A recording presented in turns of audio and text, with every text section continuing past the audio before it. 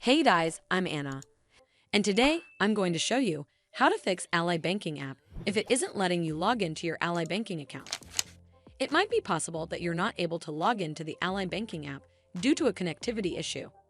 So first of all, you need to make sure you have a strong and stable internet connection.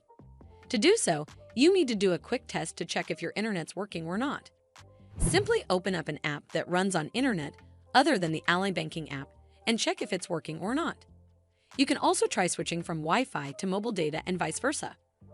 Doing this might help you log into your Ally Banking mobile app. This should fix the issue, but if it doesn't, then you need to make sure you're running the latest version of the app. Open up App Store on your device, and then tap on this search icon in the bottom right corner. Then search for the Ally Banking app.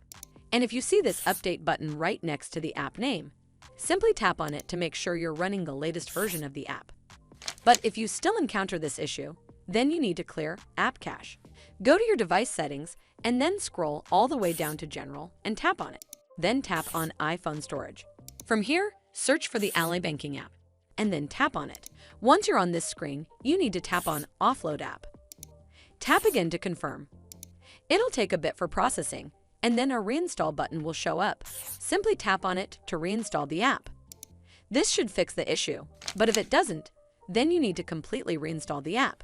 Follow the on-screen instructions to navigate all the way to the app page. Once you're on this screen, tap on Delete App to uninstall the app from your device. Once uninstalled, you need to open up App Store and then search for the Ally Banking app right over here in the search bar, and then click on this Get button to install it back on your device.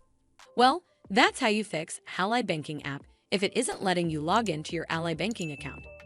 I hope you found this video helpful, and if you did, make sure you give it a thumbs up to see more videos like this, and don't forget to hit that subscribe button. We'll see you in the next one.